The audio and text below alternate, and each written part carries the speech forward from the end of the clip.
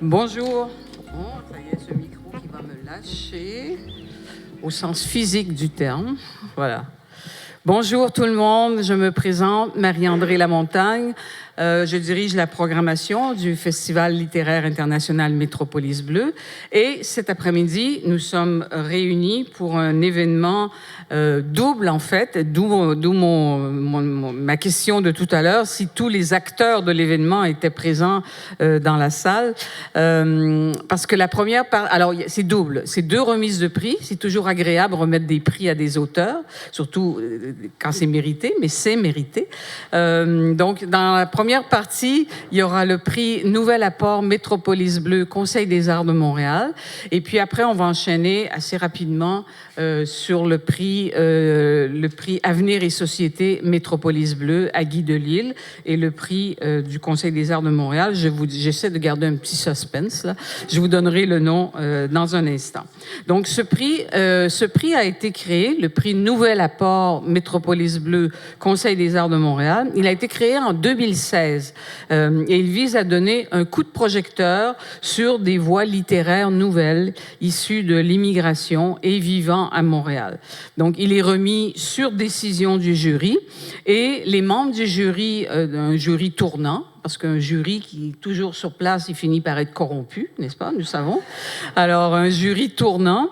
Les membres du jury en 2026 sont Emeline Pierre, qui est autrice et professeure de littérature à l'Université de Montréal. Jeanne Auclair, je ne sais pas s'il est là, mais je l'ai vu un peu plus tôt ce matin ailleurs, qui est traducteur, et Julia Ross, qui est éditrice. Donc, vous voyez un peu l'horizon. C'est des gens de différents lieux, en fait, et tous, évidemment, le point commun, grand lecteur. Alors, il y a des finalistes, il y a 2 finalistes, et puis il y a une lauréate. Alors, il n'y a que des femmes cette année, c'est comme ça, on ne va pas s'en désoler. Alors, les finalistes Souche de Myriam Ouellette, et c'est paru aux éditions Cheval Doux, oui, je crois que c'est là. Ça y est, mon suspense vient d'être... le soufflet vient de retomber, mais c'est très bien. Et Ça finit quand, toujours, d'Agnès Gruda au Boréal. Donc, 2 œuvres excellentes. Et puis, la lauréate, Laura Barry. J'ai le livre ici. Le corps est une maison sans grands-parents et c'est paru aux éditions du Norrois. Alors, je vous invite, Laura Barry, à venir nous rejoindre sur scène à cet autre micro. Il y a un trophée pour vous. Où est ce trophée? Ah, il est là. Bon.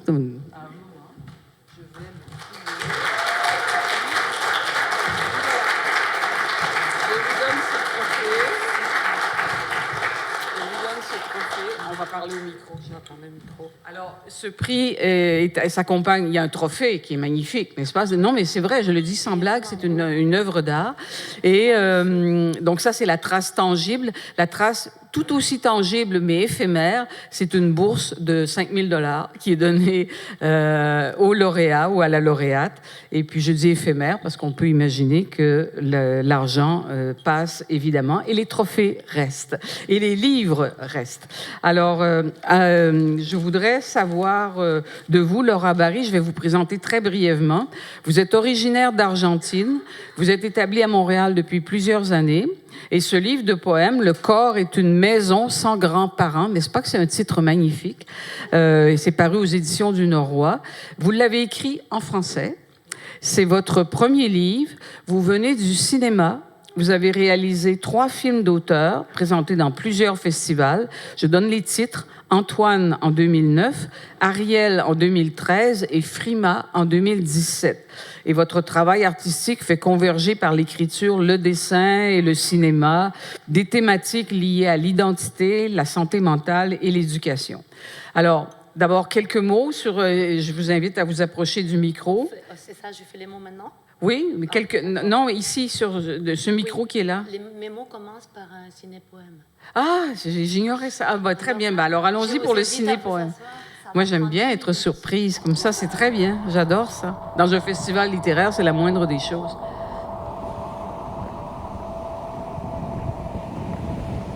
Vivre n'est pas obligatoire. À peine terminé les retrouvailles, je ne sais d'où te regarder. sinon depuis ces gouffres qui m'accompagnent. Ma poitrine a cessé d'écouter les ordres et les discours. Mon avidité reste entière. Va à ta recherche et dis toujours sa vérité. Tout comme le bois de ma tête fendue.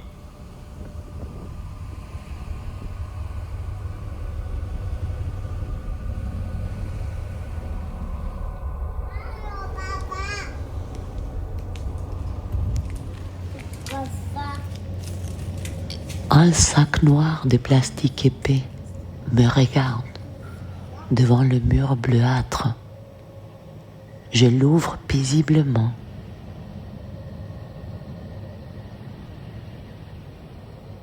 Comme la fenêtre déboutonne le matin. Mais fouetté par l'ardeur, mon thorax s'ouvre aux centaines de lettres reçues par ma grand-mère depuis 1936. Subsiste à mes yeux la mémoire de la négligence, la joie qui moue l'infamie.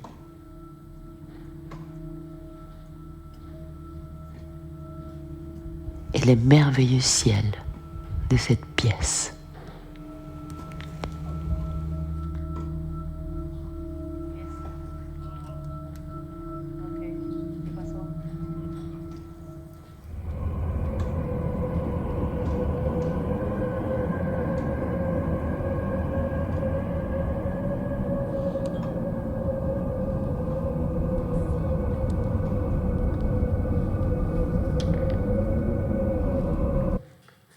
Ah, magnifique, magnifique, magnifique. Nos amis techniciens étaient dans le coup, mais évidemment, ils ne m'ont pas prévenu, mais c'est très bien. C'est très bien. Laura Barry, quelques mots sur ce prix-là que vous recevez. Vous avez dit rapidement, hier je pensais qu'on avait 20 minutes, alors on avait tout pris. J'avais perdu la clé USB, mais j'avais l'ordinateur, alors j'applaudirais ces gens-là. Très bien. On les applaudit, ils sont vraiment... Oui, donc il y a une histoire derrière. Merci à toute l'équipe. Donc j'ai préparé, je me suis timée, ça va prendre 6 minutes, ça va, rapidement, plus rapidement. C'est très bien, c'est très bien. Bon. Pas de stress, pas de stress. Ouais, bon. Bonjour à toutes et à tous. La vie contrainte, exquise, encre de la peau, corps et catharsis, union et horreur. La vie complexe et tragique, elle s'écoule. Elle passe cette vie. Parfois comme si elle n'avait pas de lieu pour s'y déposer. Elle prend notre temps et nos pas. Elle se rend perceptible. Et cette vie m'a donné l'essence du mot merci. Thank you. Gracias. Et oui, ces mots enracinés dans le mot grâce, gratitude, n'est qu'un état de sereine reconnaissance pour respirer un espace, ici et là, où on le construit, la grande conscience, la nôtre. Être réunis ainsi ici rend possible le partage de ces particuliers états de reconnaissance commune, d'un état de grâce et de partage. Ceci est un privilège. Parmi les quelques-uns de ce monde magnifique et fragile que nous avons entre nos mains. On ne fait pas ça, je sais. Mais bon. Merci pour cette 28e édition du Festival international de littérature Métropolis Bleue, MET, qui permet de nous livrer et de vous livrer ma plus profonde gratitude. Je tiens à mentionner que nous sommes réunis sur le territoire traditionnel et non cédé de la nation Kanien'kehá:ka, gardienne des terres et des eaux. Montréal, Tuatapé, est historiquement connu comme un lieu de rassemblement pour de nombreuses Premières Nations. Nous reconnaissons la présence continue et les liens profonds des peuples autochtones avec ces territoires, puis nous les remercions de nous permettre de nous réunir aujourd'hui. Je continue absolument émue et guidée alors par cette voie de reconnaissance qui me transporte vers ceux qui ont permis que ces recueils de poésie existent. Et de plus qu'ils voyagent partout et qu'ils soient primés ça arrache des sourires et ça replace les rêves. L'émotion va vers vous, souffle par souffle. Alors je dis gracias, merci à ma première famille et aux immenses montagnes des Andes qui m'ont sculpté en ombre et en lumière. Quand je suis née, la plupart d'Argentins parlaient déjà espagnol, la langue du colonisateur. Hélas, ma famille, active dans les idées et les idéaux, fesseuse, rêveuse, lectrice, prolétaire, spinozienne, jeune, proche de la nature, est venue me dire adieu, 23 ans plus tard, à l'aéroport de Mendoza, pour mon départ définitif vers le Québec. Ma mère, vous aimez mieux quel profil? Ça, c'est parce que je me suis perdue. Ma mère me dit que lorsque j'avais 5 ans, en regardant un livre, j'avais annoncé « Quand je serai grande, j'habiterai dans une île et je parlerai français. » Puis elle s'est mise à pleurnicher. Outre les restrictions socio-économiques et politiques qui ont su activer mon imaginaire, durant l'enfance et l'adolescence, l'une des sources de ma création poétique fut l'impact déterminant de mes lectures. À la maison, on lisait du matin au soir. J'avais découvert une cachette contenant certains livres interdits par la dictature. Et ces lectures m'ont ouvert l'esprit, le cœur et le corps, une base archétypale pour développer ma perception du monde et à la vision de l'artiste que j'allais devenir. Ainsi, l'invisible, l'interdit, le contexte géographique et le temporel, la violence sociale, je ne peux même pas dire le mot tellement ça me fait mal, l'ambiguïté ontologique et l'image poétique seront pour moi à partir de là et pour toujours. Non seulement matière à création littéraire ou cinématographique, mais matière à penser et à agir, une manière de vivre, d'être et de survivre, créer sans cesse ou se désintégrer. Encore à l'aéroport, lors de mon départ vers ici, une copine m'a dit « Tes enfants ne parleront pas leur langue maternelle. » Ah bon, je me suis dit, un peu contrariée car nous ne parlons même pas les langues natives de ceux qui nous précèdent. Comme si pour moi, la langue maternelle était celle du lieu qui nous berce et non pas seulement celle des gens qui nous parlent. On parle les langues qui nous habitent pour toutes sortes de raisons. C'est ainsi que le français s'est mis à vivre en moi et moi à Montréal, avec ma petite Azul, qui veut dire bleu en espagnol, et plus tard sa sœur Julieta, créant la deuxième famille, celle qu'on lui a choisie. Merveilleuse anthologie d'amis, d'enfants et des colères que j'embrasse, comme l'on embrasse toutes les possibilités dans l'art de coexister. Ici, la magnifique Montréal. Dans cette ville-là, la raison de l'endurance par l'imaginaire s'est fait hiver, fleuve à l'image du Saint-Laurent et nous berce. Dans cette ville d'adoption que j'adore, j'ai fondé une famille. Je suis allée en études supérieures à l'UQAM, enseigne au Cégep du Vieux-Montréal en éducation à l'enfance à travers les arts depuis 35 ans. J'ai réalisé 3 longs-métrages documentaires et écrit ces livres, Le corps est une maison sans grands-parents. En 2020, lorsque j'ai parcouru la maison familiale inhabitée, violée, saccagée, meurtrie, le corps d'enfant qui avait grandi en moi s'est mis à bouger vers les dehors interdits de l'adolescence, à laisser place à l'adulte que j'étais devenue pour accompagner cette étape de la maison vers sa totale disparition. Il reste juste 7 pages.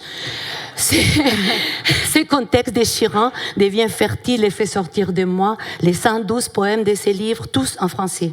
Je remercie sincèrement le Conseil des arts du Québec pour avoir soutenu l'écriture de ces recueils.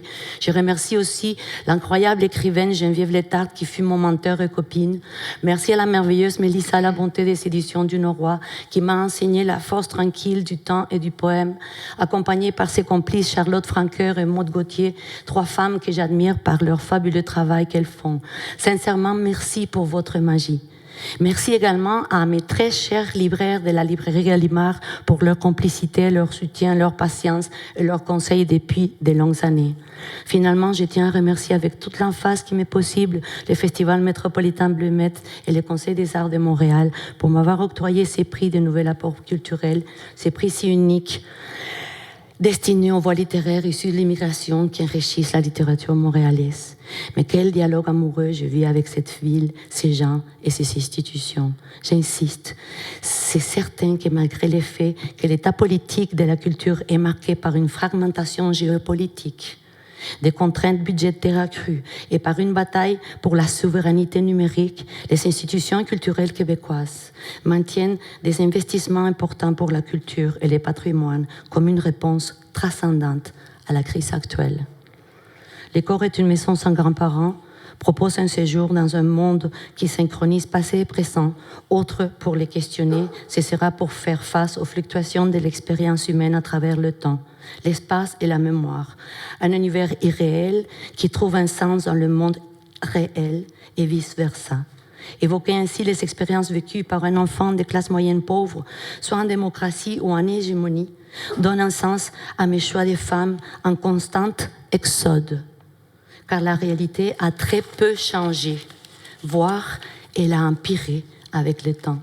Les paradoxes et les oxymorons sont au menu de l'immigration, un très bon mot qui veut dire mouvance. Donc, vie. Aujourd'hui, l'Argentine, comme tant d'autres pays, subsiste dans un croissant terrorisme d'État qui amène à la disparition des particularités culturelles, à l'aliénation collective et à une perte de sens et de connaissances chez nos jeunes. Et si la démocratie actuelle était devenue une forme de suicide collectif? Et si la poésie était une issue pour l'identité qu'ils contiennent? Je vous invite à explorer ces silences qui viennent après les mots, tout en conservant cette pulsion de reconnaissance. Merci. Merci. Merci, Laura Barry. Alors, merci. On voit que c'est du fond du cœur, du fond du cœur. Alors, je précise qu'après cet événement, cette rencontre, elle sera à la librairie, la librairie là, pour signer des exemplaires, oui, qui sont en haut, on me fait signe. Alors, la librairie tout en haut, à la mezzanine, pour signer les exemplaires de son livre. Ce sera l'occasion de poursuivre la conversation avec elle. Et puis, au Salon du Livre de Montréal, en novembre 2026, c'est très loin, on est maintenant dans l'instant présent.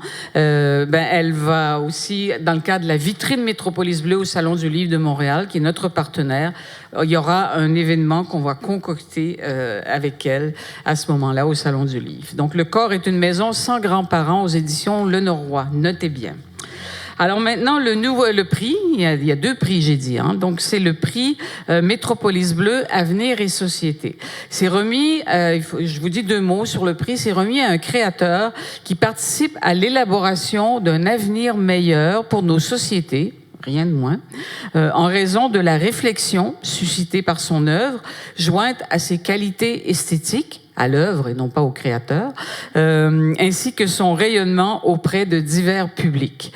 Et en 2026, ce prix est remis au BDiste et romancier graphique Guy Delisle, que j'invite à me retrouver sur scène. Voilà. Et j'invite Louise-Anne Maziac. Merci beaucoup. Louise-Anne Maziac, qui est présidente du conseil d'administration de la Fondation Métropolis Bleu. Elle va lui remettre son trophée, parce que lui aussi aura un trophée. Et puis là, on va faire quelques photos officielles. Voilà. Quelques photos. Oui, je pense que je suis sur la photo officielle. Je ne suis pas sûre. Oui. Peut-être on doit juste bouger ici, parce qu'il y a le micro.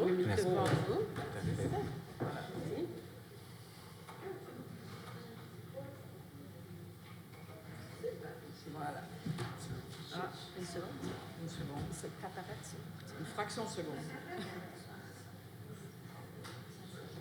Je prends votre prix, je vais juste le remettre là, ça va me permettre de Voilà. Donc, merci beaucoup. Donc, Guy Delisle, vous restez là, bien sûr, oui. Parce que la remise de ce prix s'accompagne d'un entretien qui va commencer dans quelques instants. Mais d'abord, merci Louise-Anne, on veut vous entendre, Guy Delisle, sur ce prix qu'on vous remet là. Qu'en pensez-vous? Ça me fait chaud au cœur, donc c'est évident. Comme vous le savez, moi je viens de pas très loin, à Québec, à côté, mais je vis en France depuis plus de la moitié de ma vie maintenant. Donc ça me fait toujours plaisir quand on se rappelle que je suis québécois. Et de recevoir un prix par des gens d'ici, ça me fait d'autant plus plaisir. Et je suis ravi aussi d'améliorer c'est quoi le futur de la société. Vous n'étiez pas au courant? Quand on est sur sa table de travail puis qu'on fait des petits dessins et des petits textes et qu'on a l'impression de...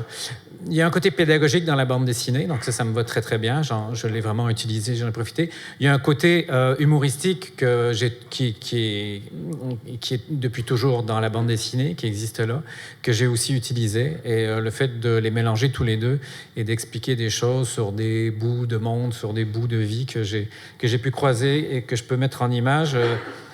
ça me fait plaisir, mais je ne me doutais pas que j'améliorais autant la société que ça. Mais vous voilà prévenu. Ouais, voilà. Et de recevoir aussi un prix dans un festival de littérature, je vous le confie, c'est la première fois que ça m'arrive, en fait. J'ai été invité dans des festivals littéraires parce qu'ils aiment bien avoir... un peu de variété, donc pourvu que ça dure, ça me va très bien. Mais d'avoir un prix, là, c'est quand même une étape au-dessus. Donc c'est chouette parce que moi, j'ai vécu la bande dessinée jeune... Je lisais franco-belge et tout, c'était vraiment orienté jeunesse et j'ai vu l'évolution de la bande dessinée qui a exploré des lieux où elle ne se rendait pas, où elle n'allait pas, donc de parler de voyage, de parler de maladies, de choses beaucoup plus personnelles. Et maintenant, la bande dessinée fait vraiment partie, dans le monde francophone, je le précise, fait partie de la culture à tel point que voilà, je reçois un prix. Mais pour avoir visité d'autres pays, avoir vu d'autres sociétés, c'est pas le cas partout, aux États-Unis, en Allemagne, en Pologne, où c'est encore très associé à la jeunesse. Donc c'est une richesse qu'on a dans le monde francophone d'avoir une bande dessinée forte et qui peut se hisser jusqu'à des prix au Festival Métropolis Bleu. Très bien, très bien. Alors je vous invite à prendre place. N'en dites pas plus parce que c'est prévu. Il y aura un entretien et j'invite Ismaël Oudassine à nous rejoindre sur scène. Ismaël qui va mener l'entretien donc avec Guy Delisle. Ismaël est journaliste à Radio-Canada, critique littéraire et de bande dessinée au quotidien Le Devoir. Donc cette entrevue, elle va les occuper pour notre plus grand bonheur pendant à peu près, je sais pas, moins une quarantaine de minutes. Il y aura une période de questions à la fin que je vais gérer. Donc retenez vos chevaux, vous pourrez poser vos questions, quelques questions. Et puis bien sûr, séance de lecture après à la mezzanine, séance de signature, pardon, à la mezzanine juste après avec Guy Delisle. Voilà. Alors nous vous écoutons. Bonjour à tout le monde. Merci Marie-André, bonjour Guy. Bonjour. Bon, félicitations. Merci beaucoup. Un prix, c'est toujours bien. Ah oui, ça fait plaisir. Hein. Commençons tout de suite, Guy, avec cette question, parce que, évidemment, vos œuvres, là, vous avez parcouru le monde, la Corée du Nord, Birmanie, Jérusalem. À quel moment vous avez compris que ces expériences pouvaient devenir de la bande dessinée ? Alors moi, je faisais déjà... mon premier métier, c'était le dessin animé. Et entre les productions de dessins animés, j'avais commencé à faire des histoires courtes dans des magazines de bande dessinée qui étaient vraiment plus faits par des gens de mon âge, qui s'adressaient à un public de mon âge. Donc, c'était des petites maisons d'édition. Ça commençait, le paysage de la bande dessinée, il y a 30 ans, c'était faire des petits livres en noir et blanc. C'était considéré comme vraiment underground. Donc, je faisais des histoires courtes avec eux et mon travail m'a amené à aller en Chine 2 fois. Et j'ai pris des notes sur le 2e voyage parce que j'ai pas une très bonne mémoire. Et j'avais remarqué que j'avais oublié quasiment tout le premier voyage. Et je me suis dit, ce coup-là, je vais prendre des notes et je vais essayer de le garder à ma mémoire. En revenant, je relisais mes notes tout simplement et je me disais, tiens, il y a quand même des petits moments drôles, cocasses et rigolos. Et ça pourrait peut-être faire une histoire courte dans le magazine dans lequel je participais. Donc c'était d'abord... pas un livre, mais c'était une histoire courte qui après m'a beaucoup plu comme format et j'en ai fait une 2e et après j'ai eu des retours positifs et on a décidé de faire un livre. Donc le premier livre qui parle des voyages, Shenzhen, était d'abord conçu comme étant une petite histoire courte qui est devenue une 2e et qui est finalement devenue un livre. Donc ça a commencé vraiment progressivement. On fait un entretien ensemble aujourd'hui, mais on prendra du temps aussi pour vos questions, évidemment, bientôt. Mais je voulais savoir aussi cet amour du dessin, cet amour de raconter des histoires. Ça vient d'où? Comment pourriez... Est-ce qu'il y a un moment donné dans votre jeunesse que vous vous êtes dit, dessiner, c'est bien? Après, tout le monde aime raconter des histoires. Le lundi matin, quand on a un truc drôle qui s'est passé pendant la fin de semaine, on aime raconter notre truc. Si à la fin les gens rigolent, on est content, en fait.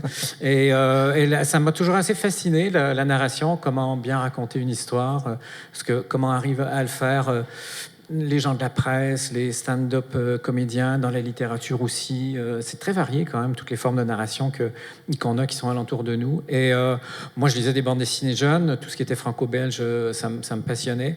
Et je les relis encore aujourd'hui et je me rends compte que c'était des très, très grands raconteurs, des gens comme Peyo, qui faisait un truc qui s'appelle les Schtroumpfs, que tout le monde connaît.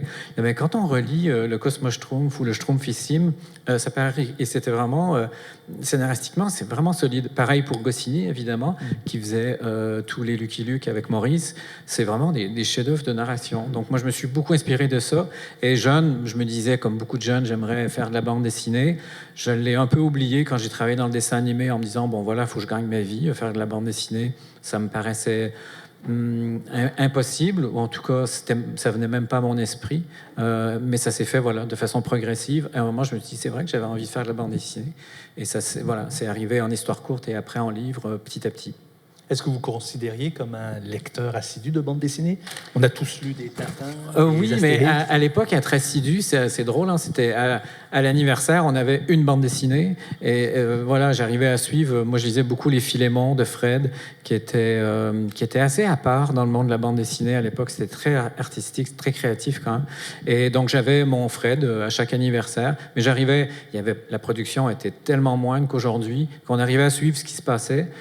Et un jour, j'ai franchi les portes de la médiathèque de Charlesbourg et je me suis dit, en fait, je peux lire tout le rayon bande dessinée. Et je crois que j'ai tout scanné, de la lettre A jusqu'à la lettre Z.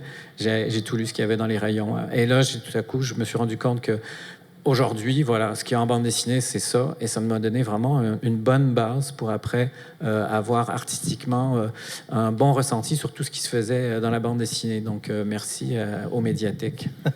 Oui, tout à fait. Mais vous mentionnez Philémon, c'est incroyable, Philémon. Quand on est jeune, on lit ça, c'est foisonnant, c'est complexe, c'est plein de couleurs, c'est un peu fou. C'est un peu fou. Et c'était...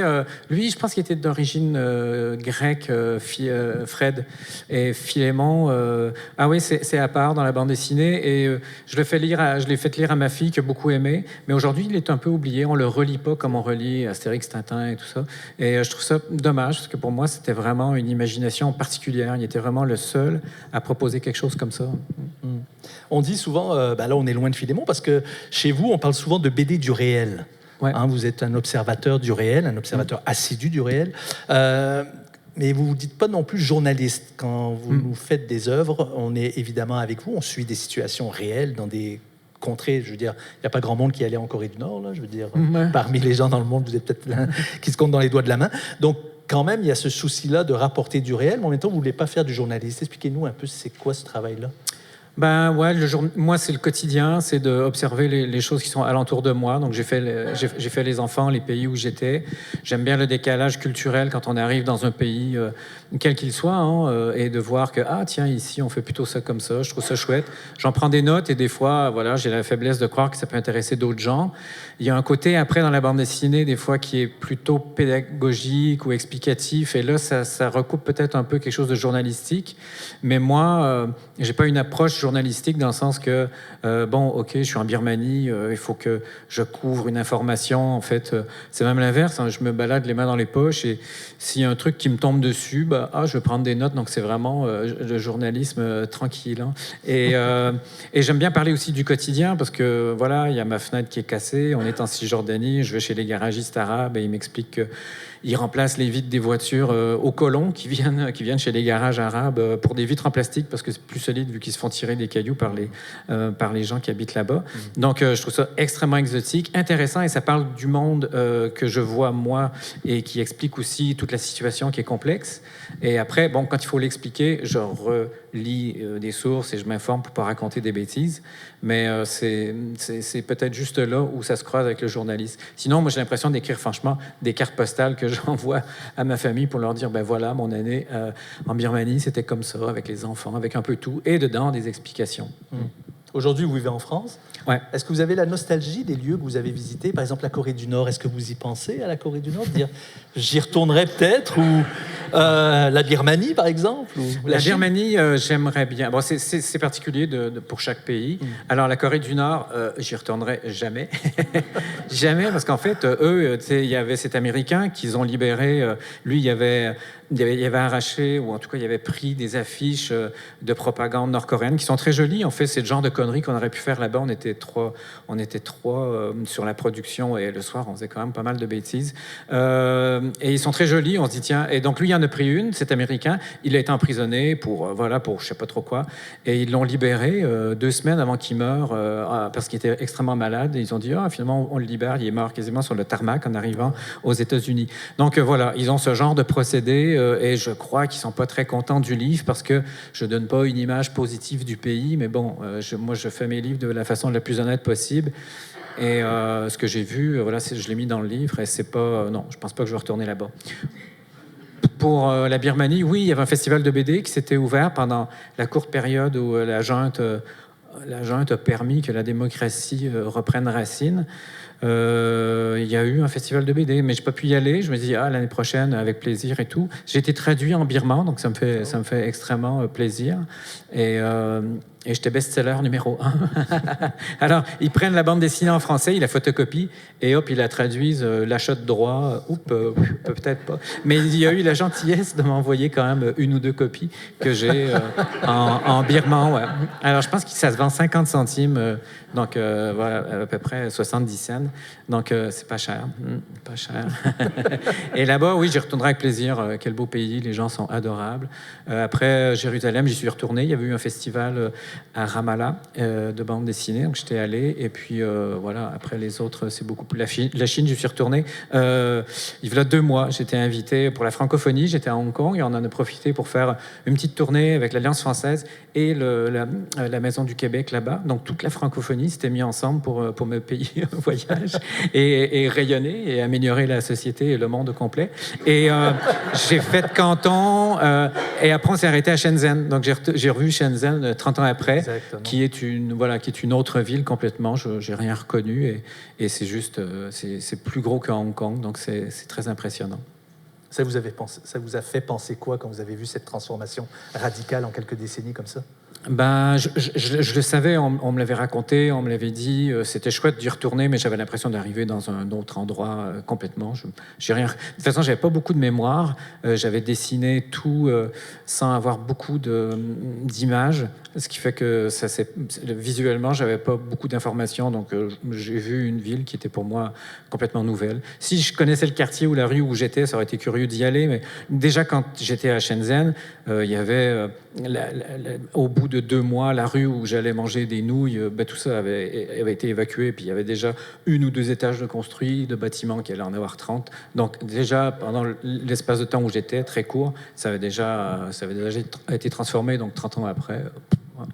Mais hormis la Corée du Nord, qui a probablement pas trop changé depuis votre dernière visite, quand vous voyez ce monde en changement, quand vous visitez comme ça ces endroits-là, que vous y êtes allé ou pas, mais que vous avez raconté, en tout cas dans vos œuvres, est-ce que ça sert comme ça? Est-ce que vous pensez que c'est des beaux témoignages aussi de ces endroits, de ces villes, de ces pays, quand vous y étiez, comme marqueur finalement de mémoire? Voilà, ça donne pour moi un instantané, je crois, sur ce que moi, donc c'est très subjectif, hein, c'est-à-dire que si je retournais en Chine aujourd'hui, où je retournerais évidemment à Jérusalem, dont on était dans le quartier arabe, aujourd'hui, je rencontrais des gens différents, la situation est différente, ça serait un tout autre livre. Donc c'est une photographie à un moment de quelqu'un qui, comme moi, le lecteur voit d'où l'information vient, donc il peut se dire il n'a pas tout compris, et donc ça me va très bien, parce que c'est ce que j'aime dans l'autobiographie, on voit d'où l'information vient, et donc ça serait un livre très différent. Donc ce sont des livres qui témoignent d'un moment très précis, par une vision qui est subjective aussi, il ne faut pas l'oublier. Et vous avez beaucoup voyagé. Vous continuez encore à voyager, mais j'ai l'impression que vous avez énormément voyagé plus quand vous étiez plus jeune. Et quand vous voyez justement le monde d'aujourd'hui, les tensions, par exemple à Jérusalem, on en parle, avec ce qui se passe par exemple à Gaza ou même en Ukraine et tout ça, est-ce que c'est moins évident de voyager? Est-ce que maintenant vous diriez, là, peut-être pas, je m'installerai peut-être pas 6 mois à Jérusalem là? Ah ouais, c'est sûr qu'aujourd'hui, voyager, même avant, je parlais aux générations de Français avant moi qui, fait 10 ans avant moi, qui partaient en Afrique en voiture et qui allaient dans le Sahel pour vendre des vieilles Peugeot et puis qui revenaient comme ils pouvaient en avion. C'était un peu ce que les hippies faisaient. Mais aujourd'hui, c'est juste pas possible parce qu'on va aller dans le Sahel, donc c'est très dangereux. Et il y a maintenant beaucoup d'endroits comme ça. En fait, c'est triste. Avant, à l'Afrique, on pouvait le parcourir en voiture et on rencontrait des gens. Bon, ça se fait, mais dans des petits espaces. Et ouais, pour Gaza, moi, j'y étais pas à Gaza, j'étais dans la Cisjordanie, mais ouais, les choses sont tellement tristes, en fait, de la façon dont ça évolue. Et c'est de la folie. Ouais. J'étais à Hong Kong, il y a le détroit d'Ormuz qui s'est bloqué, il fallait revenir, c'était extrêmement compliqué. Donc maintenant, avant qu'on puisse revoyager dans ces coins-là, ça va être... ouais, tout se referme un peu, c'est une mauvaise période. Ouais. J'étais en Chine, ils m'ont dit que c'était parce que c'était l'année du cheval de feu. Et c'est toujours une année qui est très... C'est le cheval et c'est le feu. Et donc, voilà, quand ça sera l'année du cochon d'eau, ça ira peut-être mieux. Est-ce que vous regrettez ce temps de grande liberté que vous aviez? Moi, je l'ai connu toujours restreinte. En fait, je lisais, par exemple, Bouvier, L'usage du monde. Quel beau livre, où il prend sa Fiat 200 et il s'en va jusqu'à la Khyber-Pass en prenant des années pour y aller. En fait, ça fait rêver aujourd'hui parce qu'on ne peut plus passer par là. Donc, voilà, il y a toujours eu des contraintes, même à cette époque-là sûrement. Mais ouais, aujourd'hui, il y a beaucoup d'endroits sur la carte où on se dit là, c'est pas possible et là, c'est pas possible. Il y a toujours des humanitaires qui y vont. Donc, moi, j'allais avec des humanitaires, j'accompagnais ma femme sur des terrains. Et là, je me sentais assez chanceux de pouvoir aller... On était en Birmanie, on allait dans des endroits qui n'étaient pas autorisés normalement, mais avec MSF ça passait, donc ça c'était vraiment intéressant et c'est chouette d'être avec ces gens qui sont vraiment dans une ONG que j'aime beaucoup. Médecins sans frontières, c'est gros, mais je trouve que c'est une ONG qui tient la route encore et puis des gens qui sont assez formidables d'aller travailler là-dedans. Moi, ils ont toute mon admiration. Est-ce que c'est de là qu'est né votre otage là, qui raconte l'histoire de cet homme enfermé? Oui, parce que j'avais entendu l'histoire de Christophe André, qui était un garçon qui travaillait dans l'humanitaire et qui s'est fait kidnapper. Et à la fin, j'avais lu son reportage dans Libération et ça m'avait fasciné, en fait, le fait qu'on est attaché comme ça et tout à coup, souvent, on est échangé pour de l'argent et les otages reviennent et ils se sentent pas très bien. Et ce garçon avait, lui, réussi à s'enfuir et à 4 heures du matin, dans un village tchétchène, il s'est dit, bon, ok, c'est par où l'ambassade? Et il a réussi à revenir et il disait c'est la meilleure thérapie dans ce genre de situation. Il se sentait même plus fort que ce qu'il était avant. Donc, j'ai eu la chance, il travaillait à Médecins sans frontières et il a continué à travailler à Médecins sans frontières et je l'ai vu un midi, on m'a proposé, tiens, il y a Christophe, je l'avais évoqué dans Shenzhen en fait parce que son histoire m'avait fasciné et donc je suis allé manger et je me suis dit ouais, j'aimerais bien poser une question sur son truc, même souvent les gens qui ont des histoires de kidnapping, c'est souvent des traumatismes en fait. Et bon, j'ai pas pu m'empêcher de poser un petit truc comme ça. Et il parlait, mais vraiment très ouvertement de tout ça, avec plein de détails sur toute sa situation, comment on tient psychologiquement quand on est attaché pendant 111 jours à un radiateur dans une pièce où il n'y a rien d'autre qu'une fenêtre qui est oblitérée. Ça m'a fasciné. Je lui ai dit, mon Dieu, ça serait trop chouette de faire ça en bande dessinée. Donc il était d'accord et ça m'a pris du temps avant que je mûrisse vraiment le projet. J'ai fait 1 ou 2 essais et après c'est sorti et je vois Christophe André de temps en temps, toujours. Ouais. Il a arrêté de travailler pour Médecins sans frontières. Il est avec l'armée du salut et puis voilà, il continue toujours son travail dans l'humanitaire d'une certaine façon. C'est intéressant parce que je sais pas, j'espère que je me trompe pas, mais j'ai lu que vous avez vécu la chute du mur de Berlin. Ouais, j'étais partout où il fallait. Ouais. Oui, au bon moment, au bon endroit. Sur la photo. Tchac, salut. Complètement par hasard, ouais, c'est-à-dire que j'étais...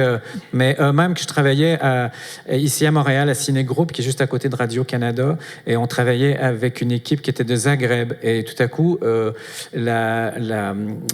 pays, Zagreb et tout ce qui était... c'était la guerre, et la production s'est arrêtée. Donc, la guerre m'a la guerre m'a forcé d'aller sur la route.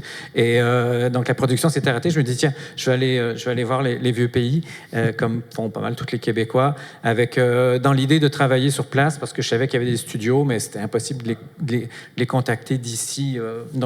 Mais j'avais un copain qui travaillait en Allemagne. Donc j'ai travaillé en Allemagne, à Munich, 6 mois.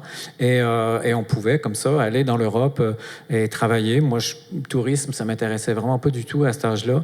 Mais d'aller sur place et de vivre 6 mois à un endroit. Et après, il y avait Berlin. Et j'étais à Munich quand le mur est tombé. On a pris le train avec des copains. On est allé voir ça. Puis on a vu ce mur qui tombait, les gens qui tapaient dessus et tout. Et bon, moi, j'avais 20 ans. Je me disais, c'est quoi le mur de Berlin? Et il a fallu que j'habite là pendant 6 mois pour comprendre que, OK, ouais. Donc, je passais en vélo à côté et on entendait les gens qui tac, tac, tac, tac, tac, tac, qui tapaient sur le mur tout le temps. Donc, c'était très exotique. Ouais. J'en ai parlé un tout petit peu en bande dessinée, dans une rétrospective qu'a fait France Info, où il fallait s'emparer d'un sujet d'information important et l'illustrer en bande dessinée. J'ai dit, mais moi, je veux bien prendre celui sur le mur de Berlin, et je raconte un petit peu mon histoire à ce moment-là.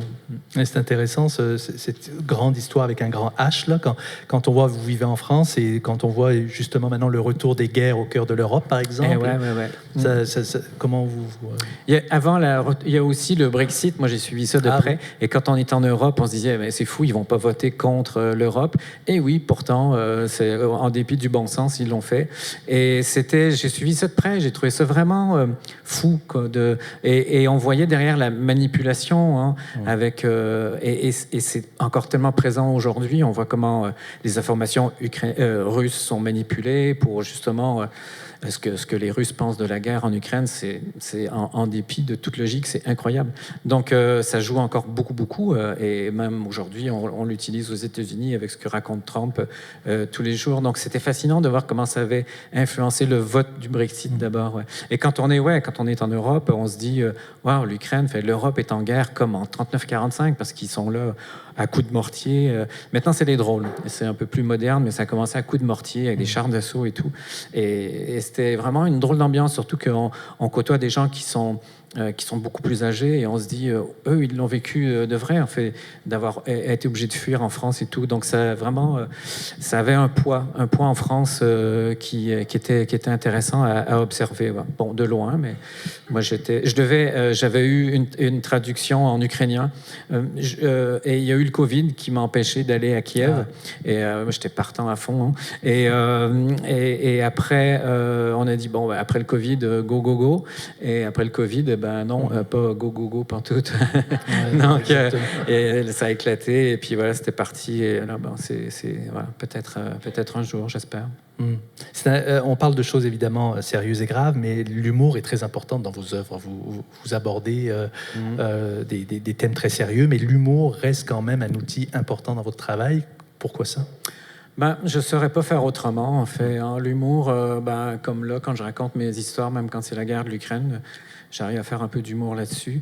Mais pas sur la guerre, mais sur la façon dont je le raconte. Mais ça me paraît, je sais pas, pour une bande dessinée, l'humour est très présent dans les bandes dessinées. Hein. Dès le début, on a toujours fait des blagues. On fait L'Arroseur arrosé, qui était, avant d'être un film, était une bande dessinée. Voilà, c'est de l'humour. Et la bande dessinée a toujours utilisé ça. Moi, c'est juste, la façon dont j'ai envie de raconter les choses, cocasses et drôles. Je pense pas que je serais capable de raconter des drames et des choses très... c'est pas dans ma nature. Ça permet de créer une distance Oui, bien sûr, okay. Bien sûr, de raconter des choses qui sont des fois très dures, mais avec... Après, c'est sûr que quand je raconte l'histoire de Christophe André, là, par exemple, c'est l'histoire de quelqu'un qui est kidnappé. Bon, c'est pas un livre où il y a de l'humour, donc l'histoire l'impose, donc ça se fait tout seul. Mais après, quand c'est moi qui est impliqué, ça me dérange pas de me mettre dans des situations pas très reluisantes, un peu comme dans le Guide du mauvais père, où j'aime bien rire de moi-même aussi, et puis de le faire partager aux autres, et des choses que j'observe qui me paraissent assez cocasses et assez drôles dans les autres pays aussi, ouais. Puis aussi, ce qui me fascine, c'est que votre travail repose beaucoup sur l'observation, les détails, les situations absurdes, des moments du quotidien comme ça. Et qu'est-ce qui mérite qu'on mette sur papier, Qu'est-ce que le détail vous frappe le plus quand vous dessinez? Plus ça allait dans ces voyages. Au début, la Chine, je suis resté 3 mois. Et j'ai pris des notes et il y avait des choses. Mais après, quand je retournais faire un voyage, il y avait déjà des choses de l'ordre de l'exotisme que j'avais déjà abordées en Chine, donc je ne les répétais pas. Et c'était toujours un peu plus comme ça. Donc à force d'aller, c'était bien que les derniers voyages, ça soit une année, parce qu'en une année, j'avais le temps de rencontrer des gens, de rentrer dans le pays. En Birmanie, j'avais rencontré des jeunes qui dessinaient, mais ils voulaient apprendre le dessin animé. Moi, j'avais enseigné le dessin animé. Et donc, le dimanche, je voyais tous ces dessinateurs et je leur montrais des trucs pour animer. C'était sur papier à l'époque. Donc, c'était passionnant d'être au contact de ces Birmans qui se réunissaient une fois par année pour faire, et j'avais pu être au milieu de tout ça. Donc voilà, quand c'est quelque chose qui est du coup très personnel et qui est pas de l'ordre du tourisme de base, parce que voilà, aller en Égypte et parler des grandes pyramides, franchement, c'est pas, non, je saurais pas faire ça, et c'est pas, ça me paraît juste pas très intéressant. Donc voilà, il faut que ça soit personnel, que ça soit exotique, et un peu tout ça mélangé, et avec l'effet de la répétition, il fallait que ça soit de plus en plus, ça me paraissait que ça soit de plus en plus intéressant pour pas que je répète les choses. Donc après 4 livres de voyage comme ça, de décalage culturel, moi j'étais assez content qu'on pose nos valises et que je puisse faire d'autres genres de bande dessinée aussi, parce que j'avais d'autres envies, et je me disais, bon, si je faisais un 5e, peut-être que là je serais vraiment dans la répétition. Donc ça me faisait un peu peur aussi. Ouais. Justement, avec ces nouvelles œuvres, par exemple, quand vous travaillez aujourd'hui avec Jean Echnoz, vous gardez son texte intégral, l'occupation des sols ici. C'est un travail assez différent de ce que vous nous avez proposé avant, et avec une collaboration. Comment ça s'est passé? Voilà, c'est le hasard et le jeu des rencontres. En fait, c'était dans un festival littéraire et ils avaient invité des gens qui faisaient de la bande dessinée où il y avait eu un mélange. Mais je sais qu'à un moment, on m'a proposé si tu avais un auteur que tu aimerais rencontrer. J'avais dit Echnoz, parce que moi j'ai lu tous ses livres et que j'ai relus et donc que j'aime beaucoup. Et il était disponible, il est venu et puis j'ai préparé la rencontre en faisant des croquis qui ont donné un recueil de croquis, parce que finalement j'ai fait tous ces livres et j'adorais me plonger dans chacun de ces livres et de chercher des noms de rues que j'illustrais en croquis. Donc c'était passionnant. J'ai passé beaucoup plus de temps que je pensais. Tout ça pour une rencontre comme ça où il y avait des dessins qui tournaient derrière. Et après c'est devenu un livre. J'ai rencontré Jean Echnoz et en fait il se trouve qu'on a des atomes crochus et que quand je passe à Paris, je l'appelle, on prend un petit café et il y a un bon décalage d'âge. Hein. C'est un monsieur, il a 76 ans. Mais en fait, quand on papote, ça se fait très simplement, c'est drôle. Donc je disais, ça serait bien, moi j'avais envie de retravailler dans son texte parce que j'aime beaucoup et je me sens à l'aise dans son texte, c'est vraiment ça. Et je me suis dit, adapter un livre, non, parce que ce que j'aime, c'est son style. Donc, à un moment, il y a eu l'idée de prendre le texte intégral, mais bon, un roman de 200 pages, c'est pas possible. Et après, je suis allé voir avec une petite nouvelle, si c'était possible. Et oui, il y avait l'occupation des sols, c'est 15 pages, mais en fait, moi, j'illustre chaque phrase, presque des fois chaque mot. La première phrase, elle est dépliée sur 5 pages quand même. Et parce qu'elle est aussi très dense, faut dire. Donc je prends le temps de me promener dans son texte et de pas juste l'illustrer, mais vraiment de l'accompagner. Et donc lui, il était enthousiaste dès le début. Je lui ai envoyé des pages en PDF et puis à un moment, je lui ai dit tu sais, ton texte, il va être vraiment saucissonné, hein, parce que je le coupe partout. C'est pas comme ça que tu l'as construit. Mais non, enthousiaste du début à la fin. Il dit c'est super. Il dit ça fait une autre scansion. J'ai appris un nouveau terme. Et ça met le texte en valeur d'une autre façon. Donc c'était super agréable de travailler avec lui. Ouais. J'ai toujours pensé qu'il était difficile à adapter. Ça a été un défi, je pense, d'adapter Echnoz. Adapter, oui, mais moi, je ne l'adapte pas parce que je l'accompagne. Son texte est entièrement intégral. On a changé une seule lettre parce qu'il s'est rendu compte que ce n'était pas la rue Marseille, mais c'était la rue de Marseille. Donc, on a rajouté 2. Et donc, c'est le texte est augmenté. et donc, ce n'est pas une adaptation parce que ça serait, à mon sens... curieux d'adapter une œuvre littéraire qui est vraiment très, très, au niveau stylistique, très forte, en fait. Et moi, c'est ce que j'aime. Elle est très visuelle, c'est aussi très, très pas retenu, mais très élégant. Il est très élégant dans son écriture, je trouve. Et ouais, c'est comme, voilà, c'est comme une pâtisserie qu'on déguste, qui est très fine et qui arrive chaque 4 ans à peu près. Donc, il ne faut pas être trop gourmand. Ouais. Je suis curieux, il vous connaissait avant ou il vous a découvert avec ce projet? Il ne connaît pas trop la BD, il en a lu jeune, mais c'est pas un lecteur de bande dessinée. Après, j'en ai profité pour... il a lu mes livres après, qu'il aime beaucoup, et je lui ai prêté d'autres bandes dessinées. J'ai dit, tu sais, ça vaut la peine, du David B, du Marjane Satrapi, des choses comme ça. Et en fait, il les a lus, il a beaucoup aimé. Mais de lui-même, il ne va pas en chercher, je crois pas. Vous disiez tout à l'heure, vous êtes du dessin animé, de l'univers du dessin animé. Puis vous avez décidé à un moment donné de vous consacrer à la BD. Et qu'est-ce que la BD vous offre comme forme d'art ou d'expression? Ça m'offre beaucoup de liberté artistique, en fait, parce que si je voudrais faire un film d'animation, des fois on me pose la question, il faut que je réunisse une équipe, il faut que je convainc un producteur que c'est une bonne idée de faire un film de science-fiction, par exemple, en animation. Donc il faut de l'argent, il faut travailler, et on passe beaucoup d'énergie à faire du storyboard, de la préparation, des choses qui ne seront pas à l'écran. Alors que la bande dessinée, si je veux faire une bande dessinée de science-fiction, eh ben demain je commence. Et c'est très léger. J'ai besoin de rien du tout d'autre que de me dire ah tiens, je vais faire ci, je vais faire ça. Donc c'est beaucoup de légèreté. Ça me permet de changer.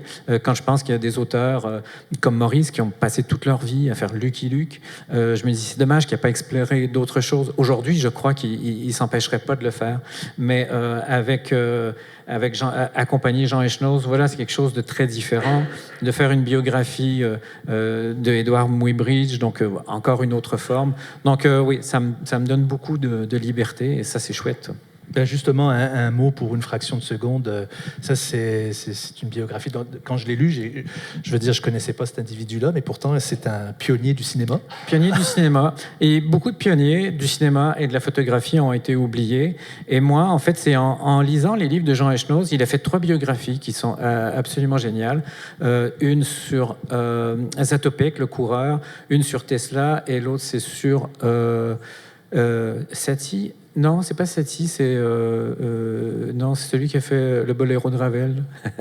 J'ai oublié son... Ravel, ouais. J'ai oublié son nom. Et superbe livre. Et après, je me suis dit, on peut faire une biographie comme ça, c'est fascinant. Et je me suis arrêté sur Muybridge, parce que quand j'étais jeune et je travaillais dans le dessin animé, on avait tous la référence de Human in Motion ou Animal in Motion. Et après, pour moi, c'était juste un photographe un peu scientifique. Et après, j'ai entendu l'histoire de sa vie. Je me suis dit, ah ouais, quand même, c'est très rocambolesque. Ça ferait un bon sujet de bande dessinée. Ouais. Oui, ben c'est le père de Matrix, non? C'est le père de Matrix. Lui, sorte. Il était au tout début de la photo. Il est devenu un grand photographe paysagiste. L'homme le plus riche du monde l'a convoqué pour prendre la photo du cheval au galop. Donc, il a saisi le mouvement au vol. C'est la première fois que ça se passait. C'est la première fois qu'une photo pouvait montrer des choses que l'œil ne voyait pas. Donc, les gens se sont rendus compte que le cheval quitte le sol à un moment, alors qu'ils croyaient qu'il y avait toujours une patte par terre. Et à partir de ça a changé beaucoup de choses. Et c'est aujourd'hui, quand on enseigne le cinéma, on commence avec Muybridge, parce que lui, il a inventé après un projecteur, et il a projeté ces petites bandes de films comme ça, qui étaient juste des petites boucles, 15 ans avant les Frères Lumière et avant Edison quand même. Donc, quelqu'un comme qui a fait Star Wars, lui rend hommage à San Francisco. Il a fait une statue de Muybridge et c'est marqué pionnier du cinéma. Ah oui, non, je le conseille vraiment à tout le monde, c'est super passionnant. Peut-être avant de donner la parole aux personnes présentes, peut-être te demander, Guy, est-ce que dans ton travail, à un moment donné dans ta carrière, tu as hésité de raconter quelque chose? Oui, ça arrive en fait, surtout même dans quand je fais des récits de voyage, des fois il faut que je préserve la sécurité des gens dans des pays où c'est un peu dangereux. Donc des fois je transforme le personnage en quelqu'un de neutre, et ça je fais attention. Après non, c'est une autocensure, mais simplement très légère j'ai toujours peur d'emmerder les gens, c'est pour ça que je parle à toute vitesse, là. Et après, quand je suis dans ma bande dessinée, c'est pareil, je me dis, raconter ça, oui, mais bon, est-ce vraiment intéressant? Donc voilà, c'est une autocensure, mais plus pour avoir un bon sens de narration, tout simplement. Merci beaucoup, merci beaucoup, Guy. Je vous donne la parole. Merci. C'était passionnant. C'était passionnant. Alors, c'était si passionnant que peut-être ça a suscité chez vous des réflexions, des commentaires, des questions. Alors, levez la main. Oui, madame. Il faut parler fort. Bon. Il n'y a pas de problème. J'en ai pas un lien avec moi. Mhm. Ce que je veux savoir, c'est que vu que c'est un pays, comme on dit, qu'on n'a pas vraiment accès, moi, j'ai découvert ce pays-là grâce à vous, la Corée. Ce que je voulais savoir, c'est quand vous l'avez présenté à l'éditeur, vous dire, regarde, je sors un livre sur une partie du monde que peu de gens connaissent, mais aussi que c'est très politique. Est-ce que ça a été refusé? Est-ce qu'il y a eu... comment je pourrais dire ça, une genre de mets pas ça, fais ça, dis pas ça, change ça. Une sorte de censure. Ouais.